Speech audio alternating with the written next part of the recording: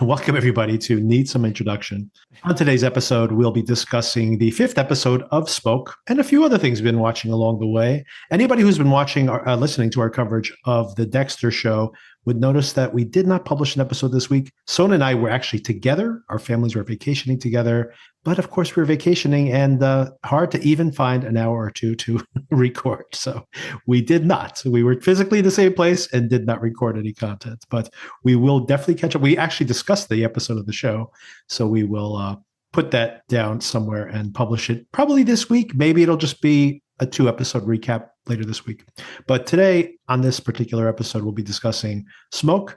And Darren was on vacation and has been watching many things as well. So we'll be touching on all those things he's been watching. Yeah, how are you there, Victor? I've actually am up to date with Dexter.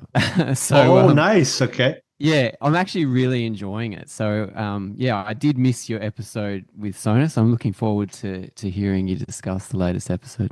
Yeah, we enjoyed it a lot, especially liked the reveal this week. There was this whole thing last week where it's like, oh, you could be this guy. You look like him. And that went right over my head. I just wasn't seeing the clues, but probably like 5 minutes into this episode, I'm like, I know what they're going to do. And it played out exactly the way I expected. I was like, but in a good way. I was just like, perfect. I love it. I can't wait to see next week.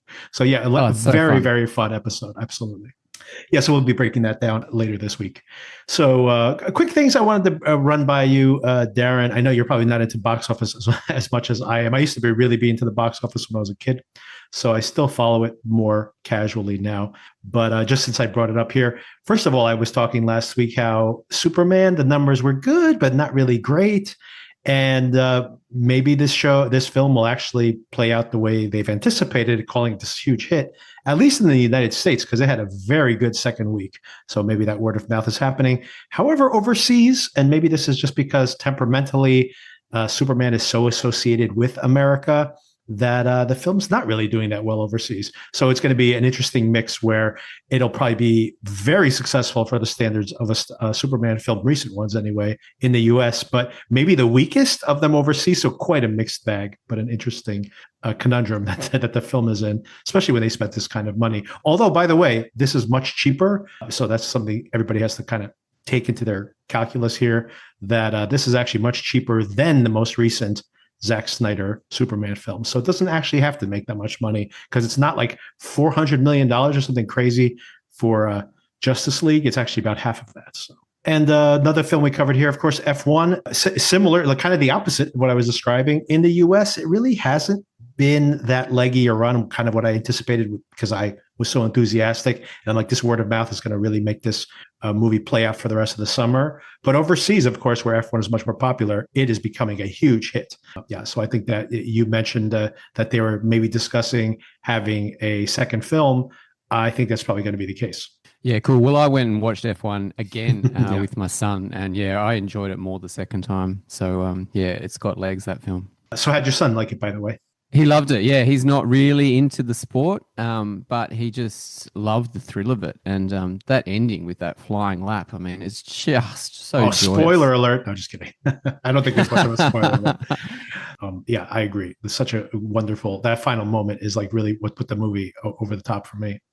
Such an obvious way to go. And it's one of those things that is like, it's obvious and yet so satisfying when it happens. So perfectly executed, right?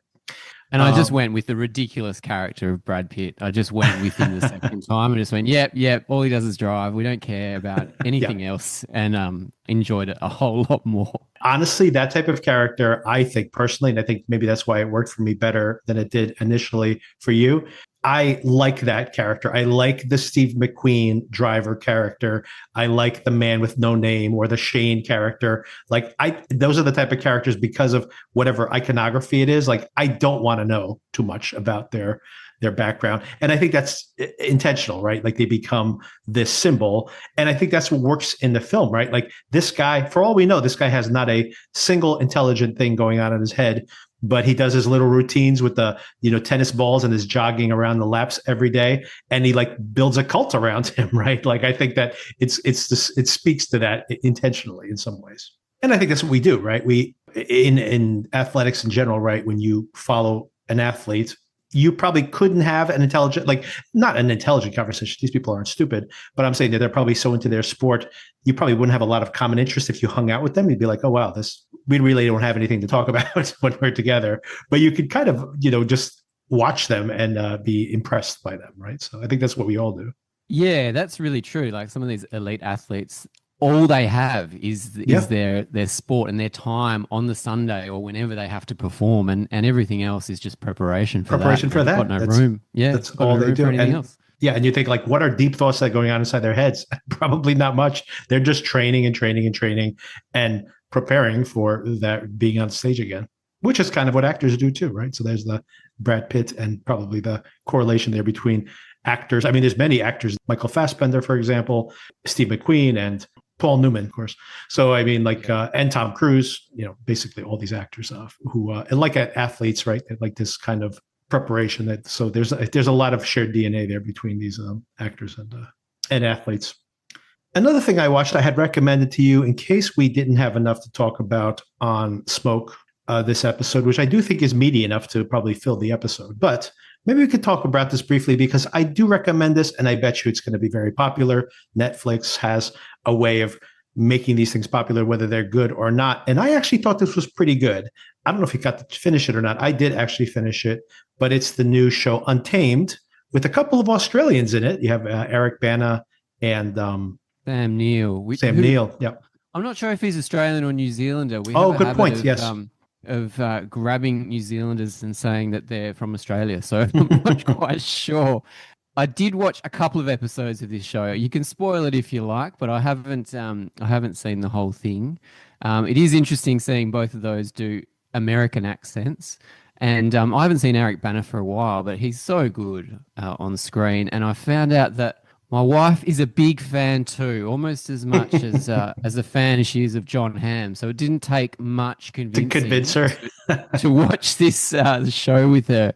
And by the way, I will definitely not spoil the show because I think I could review it without, and we can even discuss it without giving away too much. What I like these type of shows, by the way, where there is not only the demons that the investigator has themselves. This is actually something I'll be critical of. I thought Department Q was an interesting pilot season, and I don't think it's going to get renewed for a second season, but I think they wanted it to be like Slow Horses. And I think they had the pieces right, that the cast was interesting, but the mystery never resonated with the characters. Like all this internal turmoil that the characters have, they seem to be in parallel streams. And I kind of was waiting for things to come together and they really didn't. And I really liked this Untamed because as he's doing the investigation, he's actually still hiding things about his own past that could be detrimental to some of the people around him. So he's trying to be careful in his investigation. And then you're waiting to be like, who's the bad guy going to be? And actually, as he keeps investigating, he unravels like a drug syndicate within the park. So it's like there's one crime after the other after the other. He solves multiple crimes in trying to solve the original crime, which I thought was really satisfying. I really enjoyed that. It made it always, you always had almost like a climax in just 6 episodes. You have like 3 climaxes, which I thought was really good. I found like Department Q, which I did enjoy, but more mildly because it was like 10 episodes. It was way dragged out. So for me, like these kind of Netflix binge shows, 6 episodes is like absolutely perfect, I think. Yeah, it's really easy to do. I think we'll continue it. I mean, and the fact that it's set in such a beautiful part of the world. I mean, I don't know much about Yosemite, but it is just stunning. I mean, some of the shots almost look fake. They're just so incredible. I know. Yeah, my son is El Capitan, that beautiful rock. Yeah, I was going to say he's a rock climber, so he does indoor bouldering, and he's got a poster of El Capitan on his bedroom wall. So I'll have to tell him about this show. We haven't spoken about it yet, but yeah, just how good is the opening scene? Oh my God, the opening of this show is such a selling point.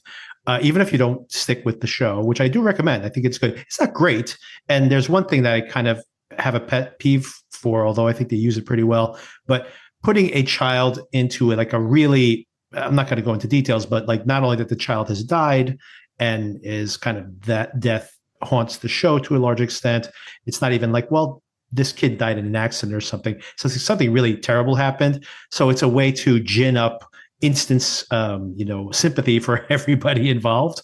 But I don't think it needs it, because I think Eric Bana, another thing here, Eric Bana gives a really good performance here. He is kind of like the strong, silent type, kind of what we were talking about that Brad Pitt is going for. And he doesn't say much, but you feel it, right? He does a really good job, I think, in this role. A big selling point here for sure. He's great. I mean, I don't know if you know, but he started as a comedic actor on like sketch comedy shows on television. And some of his characters were so iconic that he went and did his own show, and then he did Chopper, which I'm sure you're a big fan of, because it's just an incredible performance. And from then, he's just a superstar and just a Hollywood kind of heartthrob, or I don't know what he is now, but yeah, very watchable. One of the things I wanted to mention is your experience of him, because we never got his show here in the US. I didn't see anything about him until Chopper came out, and I saw that when it was available, like on DVD or on Netflix. This is Netflix when they used to send the discs in the mail. So it's like, I had gotten that as one of my early watches through my Netflix subscription when I was much younger. He was incredible in that. And I'm like, this guy's a comedian? Like, this is such a surprising. And it's around the same time, maybe even a couple of years after we saw Tom Hardy play Bronson. And those two films really felt like of a piece to me, and made big stars out of both of those guys. But he's kind of had an interesting American film career, because he's stopped making Hollywood movies. He's had some big hits in Australia, that series of films, The Dry. Have you seen those?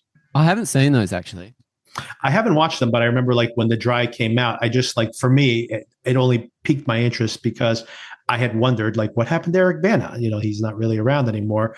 And then that movie was like, I think it was the highest grossing film in Australia the year it came out, or one of the highest grossing films of that year. And I'm like, oh, I guess he's making movies in Australia. So at least he's still working, which is good to see. But I think he hasn't done anything Hollywood wise in a few years now.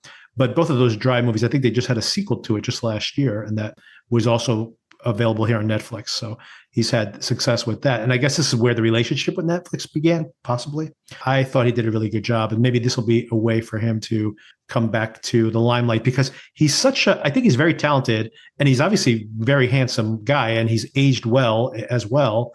And I think that maybe it's his time to be a star, because he obviously has that star charisma.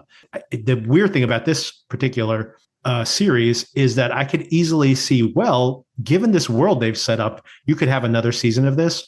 But given where all the characters land, I'm like, I don't know if you want to have a second season of this. And I'll leave it at that. You have to see how it all plays off at the end. But I do recommend this. I thought this was a good watch, and very short. If this was like 10 episodes, I probably would be less enthusiastic. Yeah, like I'm all for these 6-episode Netflix series. I saw that Sirens, and we continued it, even though it kind of fell off a cliff a little bit at the end there. But it's only 6, so yeah, let's see it. Let's complete it. I pulled the plug on Sirens after episode 1, because I was like, I was like committed to it. I'm like, we have nothing else to watch this week, and it's only 5 episodes or whatever it was. But after episode 1, I'm like, I don't know, plus I had heard some things. I'd heard some negative reaction to the ending. So I'm like, well, maybe I'll skip it. But I did. Yeah, but good that you watched it. Not good. Yeah. Is that set up for a sequel? No, it's not a second season of that. Do you think? I wouldn't have thought so. No. But it's been very successful for them, by the way, even though the audience reaction, that's another weird phenomena with Netflix. And maybe it's just like, I think their recipe is they want conversation rather than quality one way or the other. They really just want to capture attention in the conversation. So Sirens has been very popular, even though most of the audience reaction is kind of negative. But I guess that split, opinion is actually good for viewership, right? And unlike spending $25 to go see a movie you might not like, you're like, okay, well, I'm not going to do that. But hey, it's just Netflix, just pop it on, whatever, right? You'll be part of the conversation, and I think that's kind of like part of the power of Netflix in a way. And it really attracts these great actors like Julianne Moore and the girl that's going to go on to be Supergirl, and the other girl from White Lotus. Sorry, I don't know their names off the top of my head. Billy, what's her name? She was in The House of the Dragon too. I forget her name. Yes, yeah, and she's a great character in that. And they kind of kept me watching because they were so good, even though the story. I like the whole cast. I love all 3 of those ladies. The series just didn't click for me. Yep. And I didn't even get it. And I'm also a big fan of Kevin Bacon. I didn't even make it until he showed up in the show. You can't see everything, and I don't think you really miss that much. Anything else you watched? Oh, I went to see a film called Friendship this week, which is like a black comedy, Oh yeah. and it stars a guy called Tim Robinson who Mhm. does that. He does a sketch show called "I Think You Should Leave," which is Yes. very polarizing. I think he's a very polarizing figure. But we've seen a couple of episodes of that, and we really find him interesting. Me Mhm. and my wife went. She actually really pushed it. She bought the tickets. She was like, I want to see this. And she loved it. Very dark comedy. It's also got Paul Rudd in it. And it's like a man who doesn't really know himself. He's very socially awkward, and he latches onto this Paul Rudd character as a Yes. friend in like a midlife crisis, and things go very weird. And I'm not sure if it completely worked for me, Right. but it is laugh out loud in the cinema. And yeah, I definitely recommend that you check it out if you like that kind of thing. It's like a first time writer director, and I thought it was very entertaining. Very well made. I've actually seen the movie, and Okay. it played here months ago. And I am also curious about that cast, just the combination of characters. And I'm polarized on him in general, even his skits. Some of his skits kind of wear on me, and then the next one, but I like that, having this variety. The next one will be absolutely hilarious. So I'm not 100%. I saw this in the theater, and everybody there obviously was a massive fan of his and laughing at everything he did. So he's an acquired taste to say the least. But yeah, I like the film in general, but I agree that it didn't quite work for me, and maybe that's because the version of the film I would prefer to see would be that it's almost like he's surprised that he has taken things to this extreme, rather than this version of him where he's so socially awkward all the time. You're just like, how's this guy even married? You know what I mean? Like, I would prefer the version of him playing it a little straighter, so that we kind of grounds him a little bit, and then he like falls basically in friendship love in bro love with his neighbor. I also think it's very funny that Paul Rudd was also in I Love You Man, which is another almost, this is like a much darker version of that film in a way. So it's an interesting kind of other side of the coin for that. That's right. Yeah, he does he plays that character so well, Paul Rudd. And yeah, you just want to like him, and then all of a sudden he's just a normal guy. He's not so special. I don't know why this guy's so enamored with him. I'm glad you brought it up here, because I think it's about to premiere on HBO Max here in the US. I think this week, because HBO Max has their distribution deal with A24.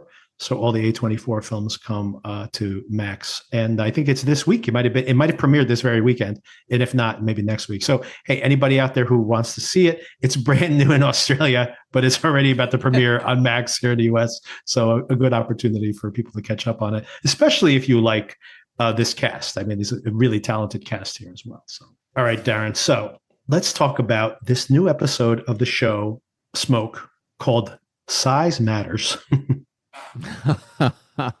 Size matters. There is this very cutting moment in this episode where someone says to Dave, "You're so small."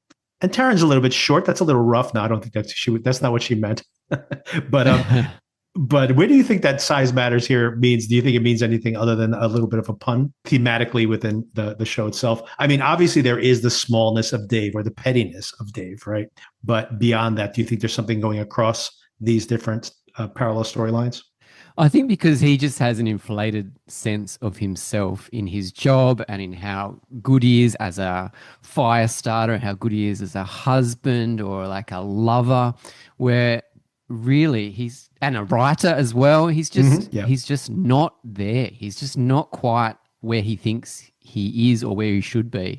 And yeah, I think that is one of the most cutting things that you can say to him.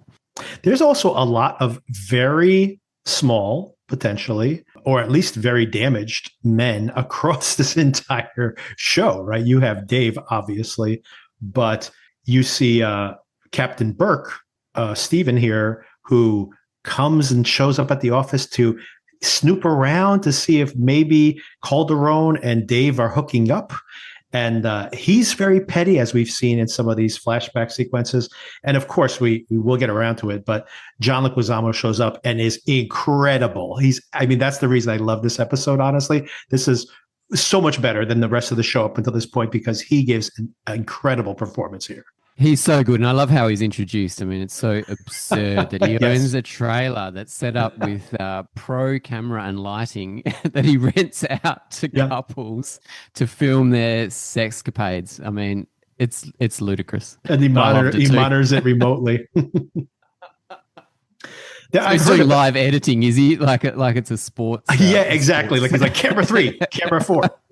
It's very funny that he needs to, like, he can't do that later. I guess it's more effective than just efficient to just do it all at one to go, I guess. But that's pretty hilarious. I have not really paid attention much to the Tom York song, but I did pay attention a little bit to it. And basically the chorus of this song is "Who put all that shit in your head?" And it's like the telephone, and he's got all these different things. I guess he's talking about the culture and how it's putting things in people's heads. And maybe that is thematically in the show, the idea of this toxic masculinity. Possibly that might be what he's hinting at there. Aside from just the mood it sets, of course, it's very haunting. Did you give it a listen recently? Yeah, look, I listen to it each time, but I'm not sure if I draw too much to the themes of the show. The pictures that are burning, they're all burning backwards. Reverse, yeah. I think, or in reverse. So I'm not sure if that means anything or if we're watching something in reverse. I don't know. I think it just looks cool. It just looks cool. That's yeah, right. I'm trying not to unravel the show because I still don't understand what they're doing. So I just kind of watch it as entertainment, which is probably not the greatest to talk about if we're trying to really dig into it. But it's just so entertaining. This is what's interesting about this episode. I thought the writing and everything, the filmmaking has been better than most of the episodes before. For the first time, I'm starting to question my whole theory that this was all a construct. But there are definitely moments here that make it feel like it still might be artificial, but it seems like it's more believable now as just a narrative, which then really makes me scratch my head because some really terrible decisions and character points and dialogue and just some really silly things that happened earlier. I'm like, am I supposed to believe that the seduction at the, in the convenience store, or am I supposed to believe that is legit? Because I mean, I have many questions. On that seduction, I mean, we came into this episode, he's sleeping in his office. Yes. Right. So that's where I thought, well, that was just a fantasy or something in his novel. Yeah. Yeah, I feel the same way because how did we get from there to here? He pulls out his pants. He's not wearing bikini underpants. So that might be a dead giver. That would be really embarrassing if the guy walks in on him. Like, he's like, oh, sorry. This is what I sleep in. So the definition this week is chaos, a state of utter confusion and disorder. I'm not sure if this episode would be the one I would call chaos or that I would attach this word to. They continue this motif of putting the word and definition at the beginning. Like you mentioned, Goodson's sleeping in his office. My note, just what you said, was last week's scene a fiction ? Which of course we speculated on anyway, but exactly that. How did he get from her house to here? He wouldn't have slept over there. He's sleeping in the office.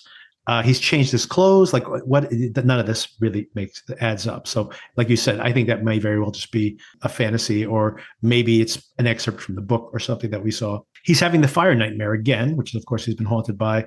And then Burke has shown up here. What do you think about Rafe Spall here playing Burke? What did you think about how he messes with him, saying like, "Hey, how do I get a good cup of coffee around here?"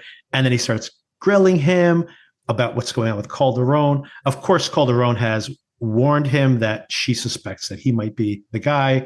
They have this, dick measuring contest between the two of them. And then he's like, oh, I'm here to meet with your captain. And then, of course, the captain goes, oh, did we have an appointment? He's like, no, I'm just hanging out, seeing what's up. So all that was a lie. And then he goes, oh, do you want to take your cup of coffee to go? He says to him, oh, I never touched the stuff. So all of this is just messing with Dave's head.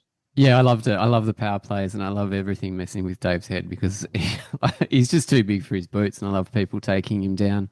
And I also liked when Rafe Spall then went into Greg Kinnear's office and he just messes with him. So it was just really well written. Yeah. Yeah, I love Kinnear's character, just like not even playing the game, where he's like trying to do the same thing, and he just picks up the phone and like starts ignoring him completely, and like literally with his hand just like shushes him out of the room. I love it. I do that with my kids all the time, and they want to wind me up. It's like, I'm not playing this. No, I've learned. Yeah, I like that. Very efficient.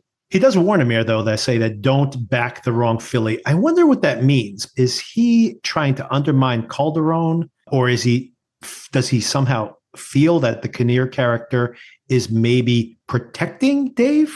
How did you read that? Yeah, I did read it like that. Like he was protecting Dave just because of the history or the length of time that they've been together in the fire department. But apart from loyalty, I don't think Dave is that fantastic. And I'm surely Greg Kinnear, who is, I forget what his character's name is, but he's pretty switched on. Right. So I'm not sure why he's solidly backing Dave all the time, apart from loyalty. I agree. I think that he feels like he's on it. And of course, he is aware of the fact that Ezra Esposito, the Leguizamo character, previous partner, had actually accused him of this. So and it's not even like he did it behind his back or there was a rumor. Apparently, he approached him with this, and they even has that conversation with Calderon last week, explicitly saying so. So the idea that he's not aware of this, he should be aware of it, and maybe that's what he's trying to hint to him, to be careful of Dave himself and how he might take the fall for that, for looking the other way. Because, of course, he is Burke very much knows that she is investigating him. I actually really like this type of writing where we know what she has said to him, and then he's playing dumb, and he's in there with a completely different agenda, supposedly, but he actually knows way more than he's playing there. I do too, yeah. I just feel like Greg Kinnear's character shouldn't be so naive about Dave. Yes. Like, I agree. Yeah, he already knows what's happened with John Leguizamo, and he's shot himself, and there's all these things wrapped up in that. Why is he on Dave's side, which I feel like he is? And by the way, he knows that he's not doing a good job of trying to catch this arsonist, considering what happens this week, of course. True. So he chews him out for it. He's like, well, maybe it's because you're doing a terrible job of investigating. Yeah, so maybe he's needs to wise up. But yeah, I still wonder why he's been protecting him all this time, potentially, considering that he would be a pretty plausible suspect here. Why isn't anyone looking into him? And he knows that he has problems too. He said, like, yeah, he's not really that friendly. He doesn't really hang out with anybody outside of work. So yeah, there's a lot of question marks there as to why he's so loyal to him. All right, in Frankie's world, by the way, so things have not gone well for him. He shaved his head last week, shows up. There's somebody else who's been hired as manager. He's upset by this. This guy really can't get a clue as to, or a break either. Shaved his own head. The hairdresser shows up there again. Very weird shot they have here where the hairdresser is like in close up, and then she's like charging her credit card.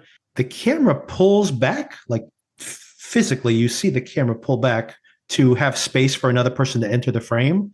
And then no one does. And then they cut back to Frankie. And I'm like, that was weird. I don't know if that's going to be something that is going to be like a reveal, like if there is some kind of alternate story that we're going to discover later on. But that was a very strange shot, and I'm not sure what it indicates. But she is definitely worried about this guy. So I wonder if she's going to start thinking that someone needs to look at this guy's, whether he might be this serial arsonist or not.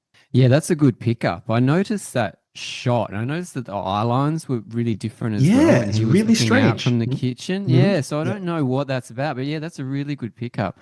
The character playing, is it Frankie? I mean, the actor, he's so good. And seeing him in Dexter, right?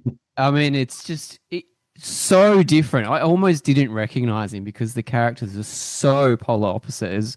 It's very interesting. He's doing a really good performance in both, I think. But yeah, he's just getting worse and worse in this, dumber and dumber, just like almost like a zombie.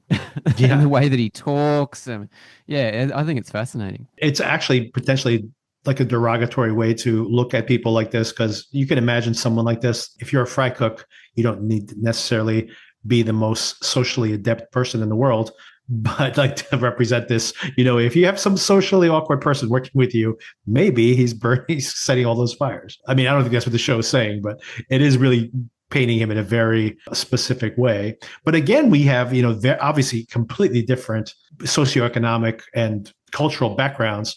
But here's another person who is like really thwarted in his wanting to achieve anything at all, right? He just another person who's been passed by over and over again and is using arson as a way to empower themselves. It really does make Dave seem really petty when you consider, like, if you think about this guy's really at the very bottom rung of the, any kind of economic status. Dave's, he's got a pretty hot ex-wife, to say the least, right?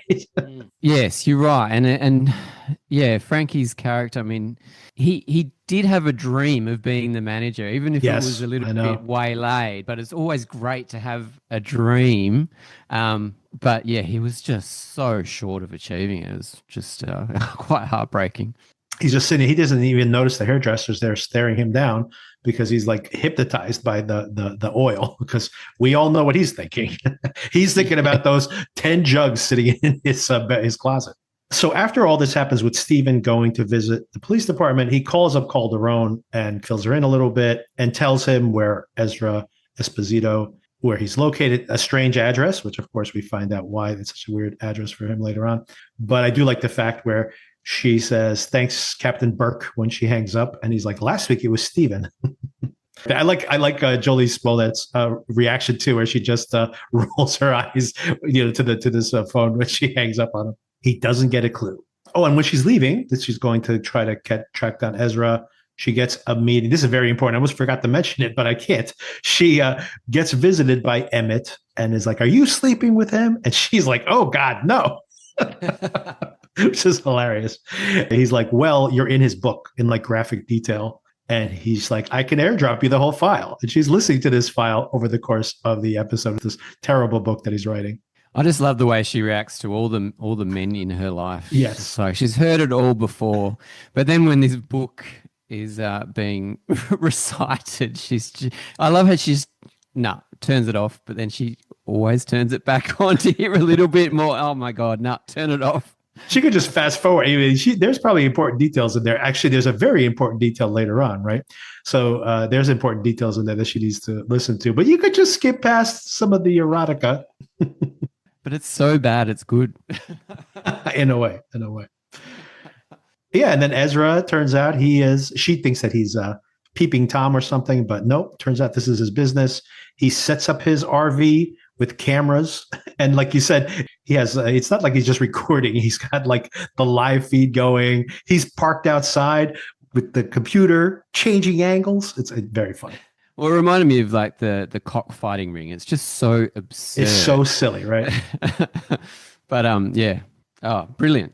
Yeah, I mean, once again, it's the big question mark of the show. I am starting to think, I don't know where you are on this, maybe I'll just ask you right now, but I am starting to think that maybe this is just corny writing on a lot of these details. And maybe a lot of these shows have corny writing, and I just haven't, paid that much attention to it. Because, yeah, I mean, at this point, I don't know if there's going to be another rug pull this late in the show. It remains to be seen. Where are you on that? Do you think we're still seeing part of this is fictional, or do you think this is all the story as is?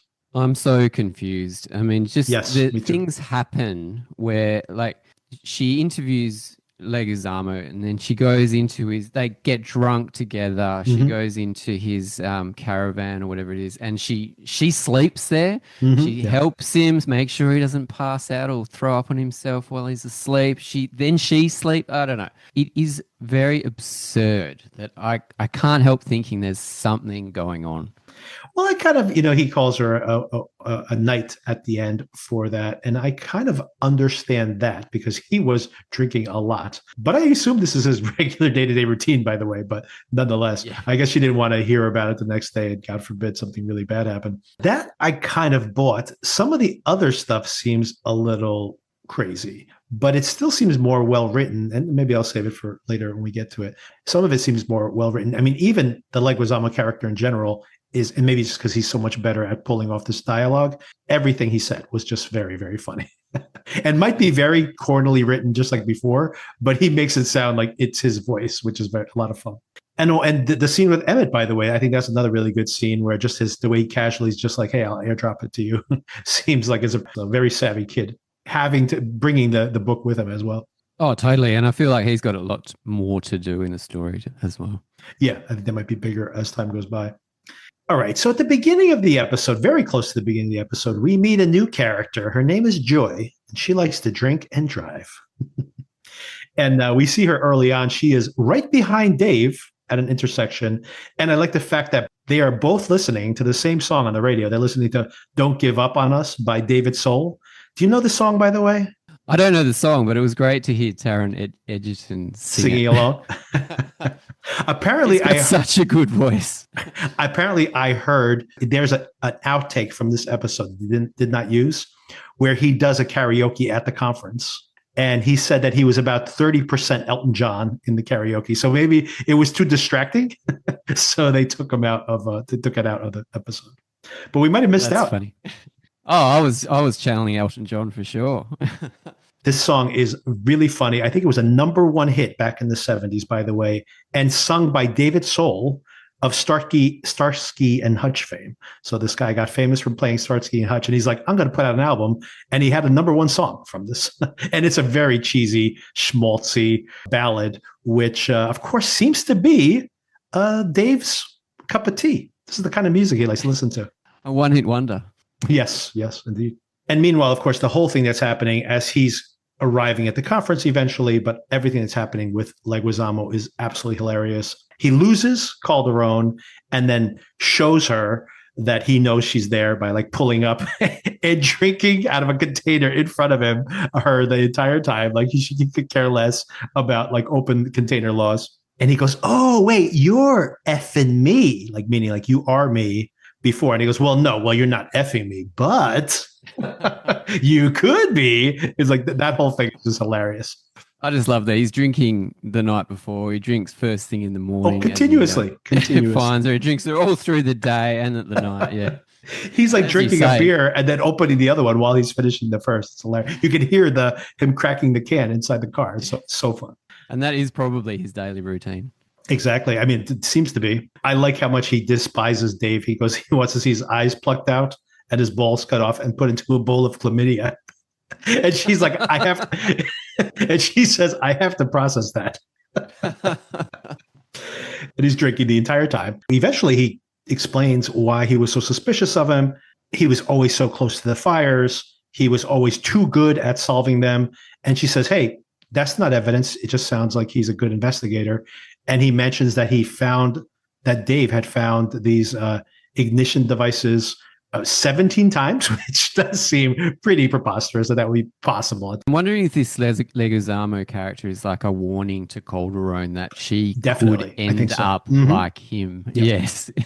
If she doesn't do things differently. Yeah. I mean, it's not only him saying that you are me from before. Like, this could be like the road she's on in a way if she's not careful, right? He does seem to be like a piece of shit, though, right? Like this guy, I think that he blames Dave for everything. Like he says his wives hate him, his ex-wives hate him, his kids hate him. And the only redemption he could have is by putting things right with this Dave case. And Dave obviously, or maybe not obviously, he believes that Dave set him up by manipulating the trigger on his gun so that he had a lighter trigger and he ended up shooting himself. And very well may be the case, by the way. But my point is that, like, I think that this extreme drinking and a lot of the behavior, and for example, the falling out with his wife, all of that happened before Dave also lost him his job. It's just that the job was like probably the only thing that was keeping him somewhat on the straight and narrow. That's right. And only respectability he had. And to be bested by someone like Dave must be a pretty low blow when you think that Dave is not the most genius of people. One of the most messed up things we see here is that he tells Calderon to be careful. You don't know who Dave is. I like how she categorizes him as saying that there's something kind of likable about him. And he's like, no, he's not. That's that kind of surface level politeness and goofiness. I see right through that. It doesn't work on me. And he goes, you don't know who your partner is. And then he shows her this video, terrible CGI, by the way, horrible CGI, but this video where he says, hey, this is an initiation with my partners. I make you set some abandoned thing on fire. He has him burn down this RV that has dogs inside of them. And he loves dogs, by the way. Just as an aside, do you know there's a website called Does the Dog Die in this? And so if you like dogs, you can look up this website. If you see a dog in a film or a TV show, you can look up this website and it will tell you what happens to the dog so you can decide whether to watch it or not. I do find people are like way too into dogs. I mean, I have had dogs before. I'm not a huge dog person. I'm more of a cat person. They're less maintenance. I do like dogs and my friends, and I babysit dogs. I enjoy playing with dogs, especially if someone has a well-trained dog. I'm all cool with that. So I don't want anyone adding me that I'm not into dogs. I like dogs. They're nice. But I don't understand this whole thing where I remember where like the dog survives in Independence Day. And people are like, oh, thank God they didn't kill the dog. I'm like, in that same scene, they killed everyone in New York City, but the dog survived. It's okay. I don't understand how one dog is worth 10 million people, but apparently that's the calculus. Yeah, I'm with you, but it does affect some people very much. I was watching something with my daughter yesterday.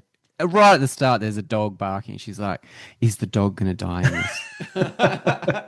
Well, kids are always not kids. Want to watch it if that happens. Yeah, my daughter's like that too. If anything, like any kind of cruelty to animals, she can't tolerate. I'm talking about adults who still get upset about this. I'm like, calm down, people, calm down. By the way, I hate to burst your bubble, but on Independence Day, when they annihilated the entire Manhattan Island, there's a lot of dogs in those apartments. I hate to break it to you, people. A lot of dogs died when that bomb hit. But in saying that, I did feel in this TV show that it was a horrible thing awful. to do. Awful. To get your partner to burn this down. Yeah. This is really cruel. I mean, even if you don't like dogs, this is an incredibly cruel thing to do. And especially if you think that because he had these pictures up of all his previous dogs and he says, I don't. Of course. Yeah, so when you think about it, could you imagine that Dave has hung out with this guy, drunk with him, and he's like, this guy loves dogs. I'm going to make him kill a car full of dogs. Like that is incredibly cruel, right? I mean, he literally tries to risk his life. He like sets himself on fire trying to rescue the dogs. It's nuts. Oh, and that's the reason he doesn't have a dog anymore, even though he's had a dog all through his life. Exactly. Dave is like really, really sick person here. And I think that's what he's trying to express to her. That's an interesting psychology. If you want to take the show seriously in its psychological profile here, Dave is interesting in how he's constantly wanting to push boundaries here. And because imagine that these arsons are happening and you've done this to your partner. Not only is your partner going to hate you, you really are revealing yourself that, I mean, basically you are an arsonist, right? Whatever you want to say about whether you are specifically committing these crimes. But if you have the profile of an arsonist, then when the next fire happens, you have to be one of the suspects. So this isn't the smartest thing, in other words, for Dave to be doing, but he's gotten away with it somehow. He has. He covers his tracks somehow, or he just has this psychological supremacy over his partners. But before then, he says, be careful of Dave. You don't know him well. Of course, now she does know more. She says really dismissively, that type of guy is no big deal to me. And she says that once things don't work out for baby, he decides to burn down the world. But yeah, you know what? It's not just him trying to exert some control and being a baby, which apparently he is, but it's also this, there's some cruelty here as well. Okay, Dave at the conference. So he's on the prowl. He's making eyes at this woman, Reba. Turns out later on that I was so confused for a minute. She's like, 4 years of marriage and you never needed a pill before. This is later on, obviously. I'm like, wait a second. Is this the other lady in a wig? What is happening? And then, of course, she says ex-wife specifically too. But were you confused here when you saw this? It was a mystery to me, but I enjoyed the reveal. Yeah. I liked that kind of situation where you're seducing this woman, but we don't actually know that they know each other already. And and you're right, she's a hot lady. Well done, Dave. Right. Although he insults her for not being 25 anymore. Well, come on. Oh no, come on. Neither are you, Dave, right? Although Taron Egerton, I think, is playing older here than he actually is. Oh, a couple interesting things here. Speaking of him liking to push buttons and push boundaries, it turns out we hear from this conversation, they have an arson inspector who is constantly patrolling because there was a whole bunch of fires set around the conference the previous year, and they're pretty certain it was someone who was at the conference. Once again, it's like, hey, how many times can this guy point his finger at himself? It's almost like he wants someone to accuse him so he could try to wriggle his way out of it. Yeah, that's right. So we're supposed to assume that was him the year before, yeah? Yeah, I think it was because I think he would be jealous. I mean, we see it in this very episode if it hadn't been him. And I also like the fact that where he's like saying like that guy couldn't catch the arsonist. He has like an IQ of 95 or whatever it is. So it's like he feels superior to this guy. Of course. Yep. He's always likes to feel superior. Unless he's with his ex-wife and not feeling so superior at that point. He was distracted. He had a lot on his mind. He did have a lot of like, well, he had one particular thing on his mind for sure. And that's the presentation he gave that did not go as well as it did the first time he gave it. And who is the young upstart that challenged him? Are we expected to see more of her? I would assume we don't, but it would be fun to see if he tries to seduce her later or not. I don't think he could possibly try to seduce her. His ego could not take that if she rejected him. Yeah, totally. Yeah, and she like takes him apart and says, "You have to stop talking about fire like it's some kind of monster from the closet. It is just a natural phenomena." Yeah, at first it seems to be working, and then of course she undermines him completely. I like how she like pulls out the fire extinguisher. She's like, "I saw you put that into the trash can earlier." So this did not work out the way he expected. You can assume that he's been doing the same presentation for years and of years. course. And people actually rock up to see it because they think it's funny or they think it's flashy. But or they want to see people react to it in the room. Yes, yeah. And finally he gets taken down. And now he can't do that ever again in case that might happen. To boost his ego, of course, it turns out this is all premeditated or pre-set up, I should say. Dave does run into Reba again later. He's got some pretty good lines here. I'm surprised he can't write better dialogue in his book. Although they've probably done this many times before. I did like, what did you think of that conversation they gave, which is good enough to be content? Can't be happy, just be content, which just means that you're just fine all the time. I actually thought this was very interesting, and it's kind of a philosophical situation that we're all in, right? When we kind of get to a comfortable state in our lives. And we obviously do have our thwarted ambitions. He, of course, uses a very negative outlet for those thwarted ambitions. But I thought the dialogue was really interesting. And I did start thinking like, well, this is better written than other versions of the, previous episodes of the show. But then we get to the end of the conversation where he's just like, well, what's the difference between being alive and dead? There is no difference. You're not one of those people. I'm like, okay, well, now we're getting back into the terrible dialogue part of the show. I also like those philosophical conversations. I mean, content's great. I think it's just going back to like the midlife crisis in that movie Friendship, where he's content, yes, but he's still trying to search for something when he sees someone else having something. There is some shared DNA for sure between this character and the character in Friendship. But I don't want to spoil that movie, obviously, because the vast majority of people haven't seen it and actually have an opportunity to see it here in the US now. But his reaction to when his wife disappears is so hilarious. And that date gone wrong is like shocking, like truly shocking. It's really, you do not expect the film to go to something like that. Hilarious in how extreme it gets. Oh my God, so shocking. Yeah, so sorry to derail the conversation. No, it just reminded me of that part of the film. Yeah, and going back to that idea of that conversation, I think it's a very juvenile idea that, you're always looking down on being content. In a way, obviously they are doing some kind of role play here and they've done this before, but I do think it does tell us something about Dave, how he really has this very juvenile perspective on like, oh, I got a job and this is boring because it's, routine, and that he's edgy or something, right? And I do think that kind of speaks to his mindset in general and how he's trying to write these characters that, of course, are, preposterous, and him acting at this as well. And of course, when push comes to shove, not much Lothario when he needs to, deliver, let's say. That's exactly right. He's very binary. He just can't find anything in his life that gives him that joy apart from lighting these fires. I know. It's really pathetic.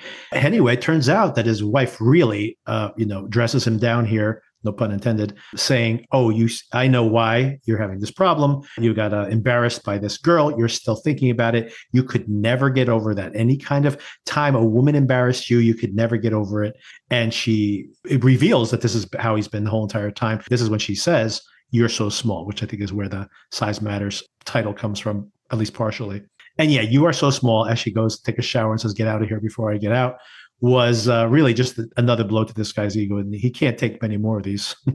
And then we get to the end. We see that Frankie has lost one of his containers when he's rolling it up the street. He gets on a bus with all these tags. Didn't anyone smell the gas or anything? Like this all seems a little ridiculous, but it all pays off, by the way, because he damages one of those jugs and needs to replace it. And he goes into one of these shops where they have the black bags. So this could all potentially pay off in the end, this investigation. He could, even though he goes out of town or out of the little jurisdiction. Hopefully they've spread the plastic bags far enough for that to be evidence. Well, I have a feeling that he did that when he was still by his house. So he was like rolling it probably to the bus stop, I would guess.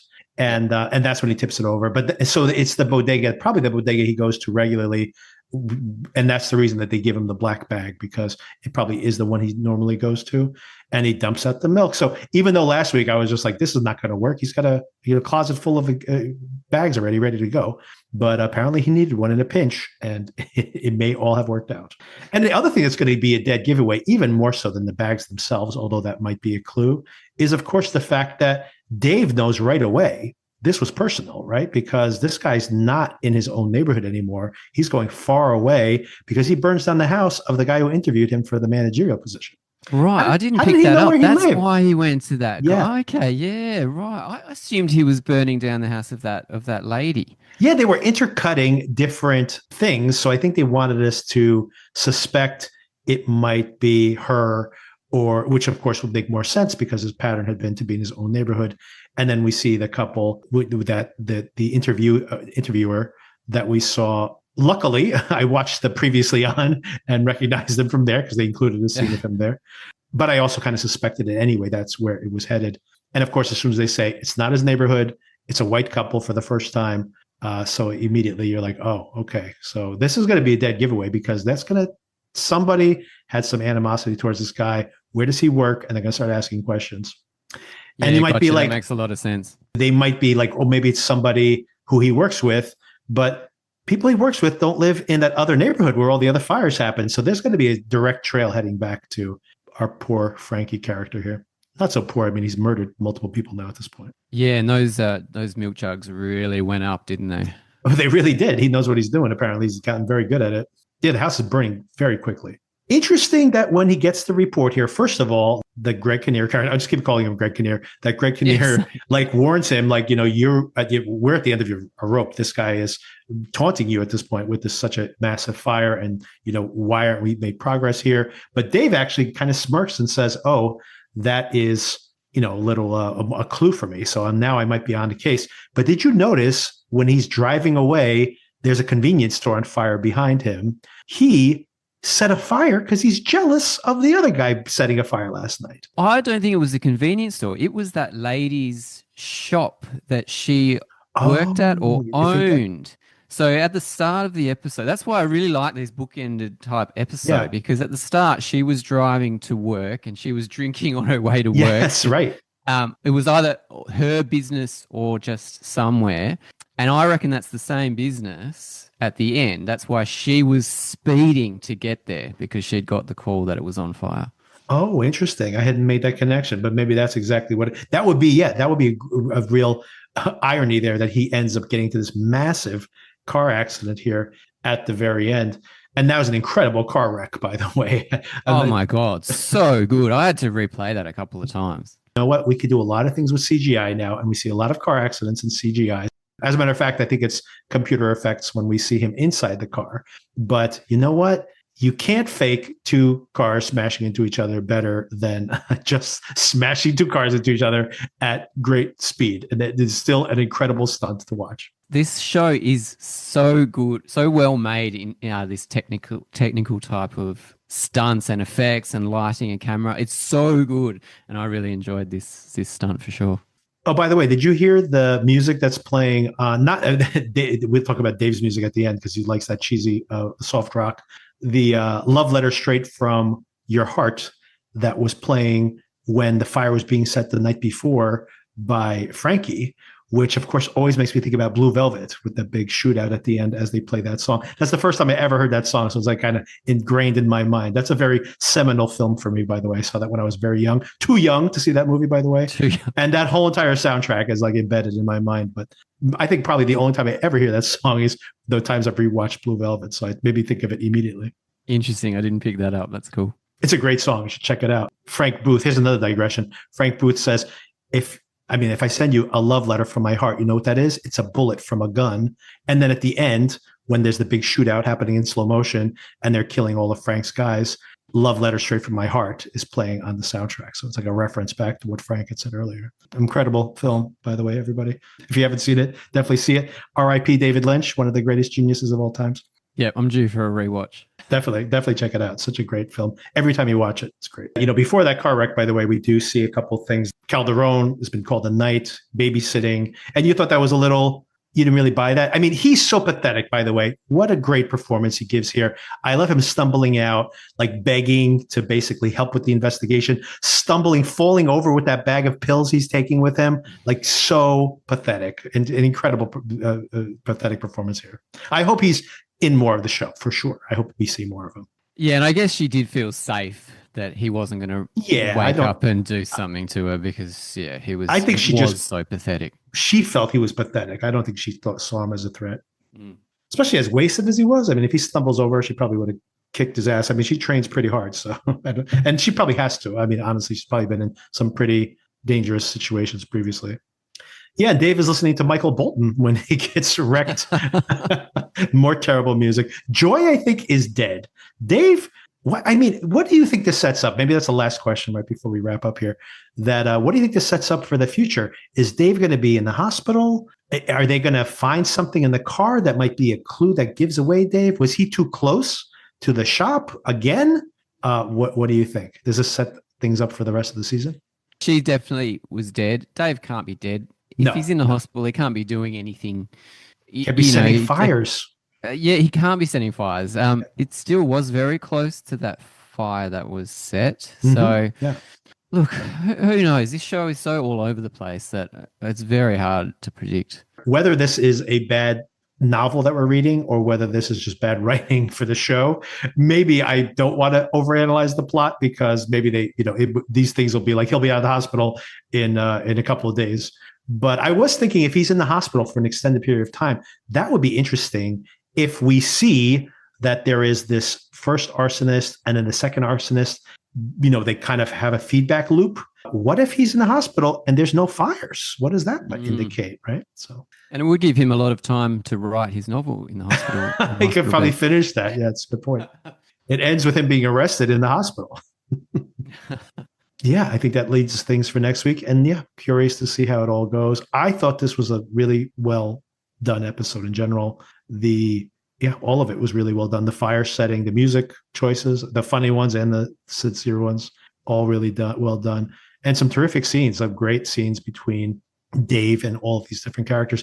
And like the highlight of the whole episode, Leguizamo just being fantastic in every scene he's in here. The only negative I'd say here is that Calderon, Journey Smollett's in general was kind of sidelined here. There was a lot of, she was investigating, but really it was just people talking at her all the time. So she didn't really get to have as much meaty stuff because everybody else really had some pretty meaty moments. That's true, but she's had plenty of meaty moments in previous episodes, So we'll see how it all plays out next week. And we have 4 more episodes. So I guess we're committed at this point. We can't back out.